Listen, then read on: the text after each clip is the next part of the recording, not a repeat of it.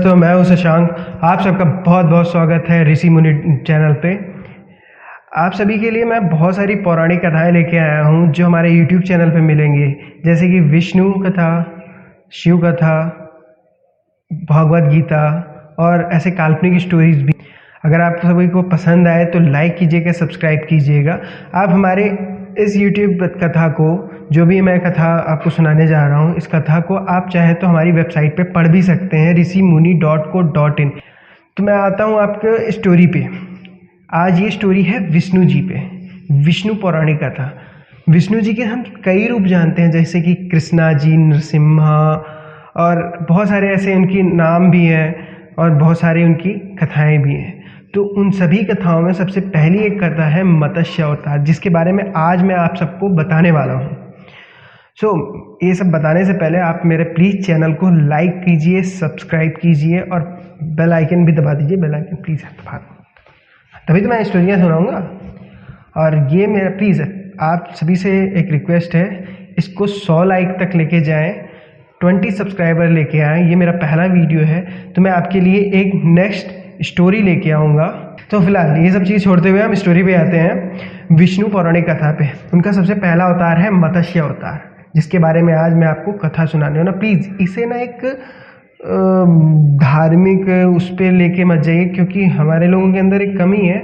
हमें बचपन से आज तक एक चीज़ बताई गई है कि जो भगवान की चीज़ें होती हैं, ये चाहे भगवद गीता हो या मंत्र लेना हुआ, समथिंग कुछ भी, ये हम ना बुढ़ापे में जब सारी चीज़ों से अपने कर्मों से निकल जाते हैं उसके बाद पढ़ते हैं। ऐसा बिल्कुल भी नहीं है। ये हमारी सबसे बड़ी गलतफहमी है कि ये हम एक एज आने के बाद ये चीज़ें करते हैं। हम अगर इन चीज़ों को अभी से समझ ले, जान लेते हैं, तो ये एक तो पहली बात तो ये कोई धार्मिक पौराणिक कथाएं नहीं, ये एक उनकी तरफ से दिए हुए हमारे लिए संदेश हैं, जो हमें इन फ्यूचर जाके हमें बहुत ही अपने कैरियर हो चाहे लाइफ में हर जगह वो काम आते हैं। तो ये जब हमारी लाइफ ख़त्म होनी हो तब हम उन्हें पढ़े तो उसका हमें कोई फ़ायदा नहीं होता। फ़ायदा हो या हो ना हो, लेकिन वो चीज़ें हमें ये तरीके पता चलते हैं कि हाँ, ये चीज़ें हो सकती हैं जिन चीज़ों से हम दूर हैं, है ना। हमें बचपन से इस चीज़ें जो है समझाई नहीं जाती है, बताई नहीं जाती है। हम खुद ही जाके, या तो हम बुढ़ापे में जब जानते हैं, तो ये उस टाइम जानने का कोई मतलब नहीं है। अगर हम कर्म करते ही जा रहे हैं, गलत कर्म कर रहे हैं, तो उन कर्मों का क्या मतलब है। बाद में जाके उसके पछतावा के लिए बुढ़ापे में हम किताबें पढ़ रहे हैं, तो वो कोई भी पछतावा नहीं हुआ। तो इसलिए हमें इन चीज़ों को अभी से जान लें तो ज़्यादा बेटर होगा। बुढ़ापे में क्या पता, हम बुढ़ापा, कई आज की जो जनरेशन है उनका तो पता ही नहीं बुढ़ापे में हम पहुंच भी पाएंगे या नहीं पहुंच पाएंगे, हमें खुद नहीं पता है। फिलहाल इन सब बातों को छोड़ते हुए हम स्टोरी पे आते हैं। जो हमारी स्टोरी है मत्स्य अवतार की, तो वो सबसे पहले मैं आपको बता दूँ कि जो नारायण है, उनका नारायण नाम कैसे पड़ा। जो उनसे जल उत्पन्न नहीं हुआ, उसी में वो विराजमान है, एक 1000 शीशों वाले शेषनाग पे, समुद्र की गहराइयों में। तो इससे नारायण से नर से हुआ नीर, नीर का मतलब होता है जल। इससे उनका नाम पड़ा नारायण, क्योंकि वो जल का सोर्स है। क्षीर सागर उनसे ही है। हम स्टार्ट करते हैं, आइए स्टोरी पे आते हैं। मत्स्य अवतार।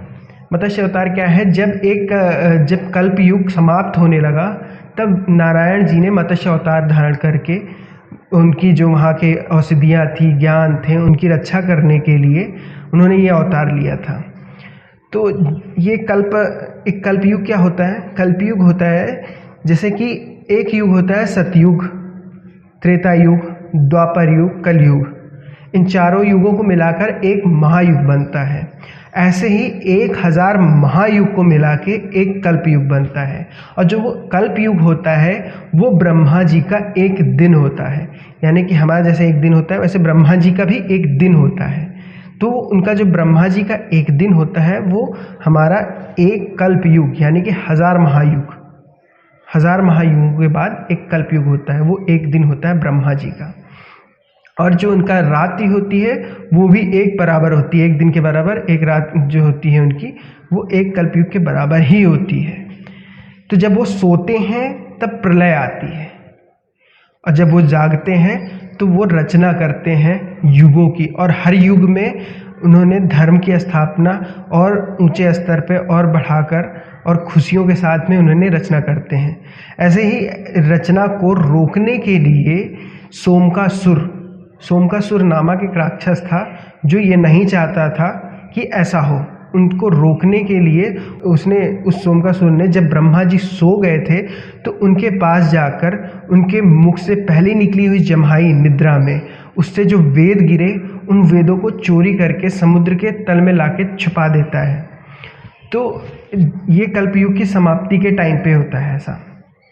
तो उसी वक्त इसीलिए उन वेदों की रक्षा करने के लिए मत्स्य अवतार के रूप में विष्णु जी अवतार लेते हैं। तो जब उस कल्पयुग की समाप्ति के टाइम पर एक राजा थे सत्यव्रत जी नारायण के बहुत बड़े भक्त थे। उन्होंने नारायण जी की पूजा करने के लिए नदी के किनारे गए थे और उनकी पूजा कर रहे थे। पूजा करते वक्त उन्होंने नदी से जब जल आचमन में लिया तो उस आचमन में एक सोने के कलर की मछली उनके हाथों में आ गई। जब उन्होंने मछली को हाथ में देखा तो उन्होंने दोबारा उस नदी में डालने चले तो उस मछली ने कहा, हे राजन, मुझे इस नदी में दोबारा मत डालिए क्योंकि इसमें बहुत बड़े बड़े जानवर हैं जो कि मुझे खा जाएंगे। अगर वो नहीं भी खाते हैं तो मुझे जाल में फंसाकर मछुआरे ले जाएंगे। तो उनकी ये बात सुनकर सत्यव्रत ने उस मछली को अपने साथ अपने घर ले जाने लगे। जब वो ले गए तो उन्होंने एक बर्तन में उस मछली को जल भरकर उसमें रख दिया। जब उन्होंने उस मछली को जल भरकर उसमें रख दिया, कुछ समय बाद उन्होंने देखा तो वो उस बर्तन के आकार की हो गई थी। उन्होंने फिर उस मछली को वहाँ से निकालकर दूसरे बड़े बर्तन में रख दिया। फिर उस बड़े बर्तन के बराबर फिर वो मछली वहाँ भी हो गई। फिर ये देखकर सत्यव्रत ने उस मछली को ले जाकर तालाब में छोड़ आया और देखते ही देखते तालाब के बराबर वो मछली हो गई। सत्यव्रत इस बात से परेशान होकर उस मछली को ले गए समुद्र में छोड़ने, क्योंकि वो इतनी बड़ी हो चुकी थी जहाँ उसे कहीं नहीं रखा जा सकता। जब वो समुद्र में ले जाकर उस मछली को छोड़ने लगे तो मछली ने कहा, हे राजन, ये क्या कर रहे हैं आप? मुझे समुद्र में तो मगरमच्छ खा जाएंगे। तो सत्यव्रत कहते हैं, हे मछली, मैं आपको कहाँ ले जा सकता हूँ? आप हर जगह तो हर पल बढ़ते ही जा रहे हैं। तो इस बात को सुनकर वो मछली यानी कि नारायण जी वो जाके समुद्र के बीचों बीच जाते हैं और समुद्र के बीचों बीच जाके एक पहाड़ की तरह बड़े होते चले जाते हैं, समुद्र के एक आखिरी छोर से एक आखिरी छोर तक। यह देख सत्यव्रत समझ जाते हैं कि ये मछली नहीं, ये नारायण स्वयं है। उन्होंने हाथ जोड़ते हुए उनसे निवेदन किया, हे नारायण, ये कैसी लीला है? मैं तो आपकी रक्षा कर रहा हूँ, आप हमारी रक्षा करने के लिए मेरी प्रार्थना स्वीकार करके स्वयं यहाँ पर आए हैं। उन्होंने कहा, हाँ, मैं इस कल्पयुग में इन जड़ी बूटियों, इन औषधियों की रक्षा करने के लिए, आपकी रक्षा करने के लिए, जो कि आप इस कल्पयुग की समाप्ति के बाद मनु के रूप में आपकी शुरुआत होगी। तो उन्होंने कहा, ठीक है, तो मुझे क्या करना होगा? उन्होंने कहा, जब प्रलय की शुरुआत होएगी, जब आकाश से हाथियों के सूंड के बराबर मूसलाधार बारिश की शुरुआत होएगी, तो आपको सभी औषधियाँ, सभी ज्ञान को एकत्रित करके मैं एक नाव लेकर आऊँगा। उस नाव में आना है। मैं इस मत्स्य अवतार में अपने सींग से आप नाव को बांध के आपकी रक्षा करूँगा। और वो वहाँ से अंतर्ध्यान हो गए। फिर सत्यव्रत उनका इंतज़ार करने लगे कि एक घनघोर अंधेरा छा चुका था और बारिश स्टार्ट हो चुकी थी, धरती प्रलय की ओर थी। उन्होंने वो सारे ज्ञान और औषधि अपने साथ लेकर वहाँ पे उस नाव का इंतज़ार कर रहे थे। तभी अचानक एक अंधकार में एक रोशनी भरी नाव उनकी तरफ आ रही थी, जिसमें सप्त ऋषि बैठे हुए थे। उसमें जाकर वो बैठ जाते हैं और फिर वो नाव चल पड़ती है, जिसे नारायण जी अपने पंखों के द्वारा उन सभी लहरों को चीरते हुए लेके जा रहे थे ध्रुव की ओर, ध्रुव तारा मंडल की तरफ लेके जा रहे थे। तभी उन्होंने देखा, नारायण जी ने देखा कि सोमकासुर चारों वेदों को एक समुद्र की गहराई में ले जाकर उन चारों वेदों को बच्चों के रूप में किलकारियां मारते हुए देखते हैं और सोमकासुर की तरफ बढ़ने लगते हैं वो लेने के लिए। तो यह देखकर सोमकासुर थोड़ा घबराया, लेकिन फिर वह अपने कांटेदार गदे को लेकर उनसे युद्ध करने लग गया। युद्ध काफ़ी टाइम तक चलता रहा।